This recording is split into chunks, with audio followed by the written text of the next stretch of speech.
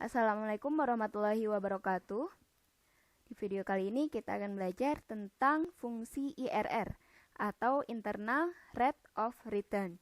Nah, ini digunakan untuk menghitung persentase besaran pengembalian modal berdasarkan seri pendapatan, bisa per bulan atau bisa juga per tahun. Nah, ini ada contoh soal yaitu pada latihan 16. Sebuah perusahaan menanamkan modal pada awal tahun sebesar 600 juta rupiah. Berdasarkan seri laporan pendapatan per bulan, tentukan apakah layak dilakukan penanaman modal kembali di tahun berikutnya. Nah, ini jadi soalnya seperti ini. Untuk total pengembalian kita bisa isi dengan seperti ini. Untuk bulan pertama itu kan berarti masih minus 600 juta. Jadi belum ada pengembalian. Nah, untuk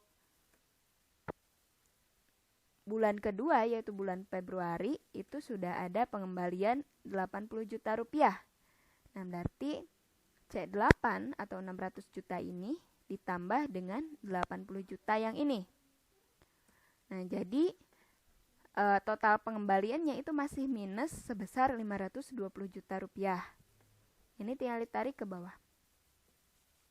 Nah, jadi pada bulan ke-12 atau bulan Desember itu total pengembaliannya itu sudah ada 225 juta rupiah. Nah, sekarang pertanyaannya, berapakah IRR-nya? Itu bisa menggunakan rumus sama dengan IRR kurung buka, ini tinggal diblok aja. Misalnya kita mau cari pada bulan ke-6 gitu ya. Masih setengah tahun, 1 semester. Nah, ini IRR-nya itu adalah min 10%. Nah, jadi belum pada 6 bulan itu belum memberikan pengembalian, jadi masih minus. Misalnya kita coba pada bulan ke-12 atau bulan Desember. IRR kurung buka, ini tinggal di blok dari atas sampai bawah. Bulan pertama sampai bulan terakhir. Kurung tutup, di enter. Nah, di sini 6%. Berarti total pengembaliannya, nilai IRR-nya itu adalah 6%. Kesimpulannya yaitu dalam 6 bulan modal belum kembali karena masih minus 10%. Nah, yang ini minus 10%. Jadi masih kurang 180 juta untuk mencapai 600 juta rupiah. Nah, pada bulan terakhir itu persenan pengembaliannya yaitu 6%. Jika persen bunga deposito bank per tahun adalah 8%, jadi dibandingkan dengan suku bunga deposito di bank, nah ini suku bunga depositonya adalah 8%. Jadi IRR ini kurang dari bunga deposito yang ada di bank pada saat ini, 8%. Jadi tidak layak untuk dilakukan penanaman modal kembali pada tahun berikutnya, gitu ya. Kalau misalkan suku bunga banknya itu lebih rendah, misalkan di sini 4%, berarti layak untuk dilakukan penanaman kembali pada tahun berikutnya. Seperti itu ya. Nah, sekarang ada contoh soal. Berapakah total pengembaliannya?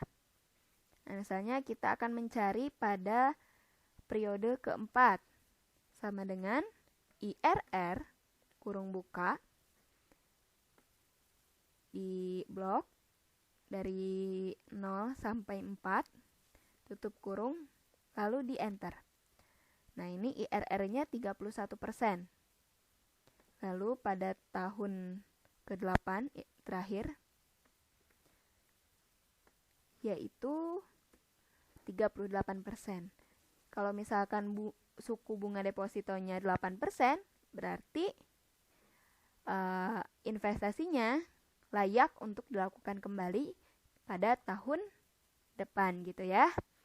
Jadi kalau misalkan lebih dari suku bunga deposito yang ada di bank, itu layak diterima, layak diinvestasikan kembali. Kalau misalkan kurang dari suku bunga, itu tidak layak untuk diinvestasikan kembali, untuk menanam investasi di perusahaan tersebut lagi.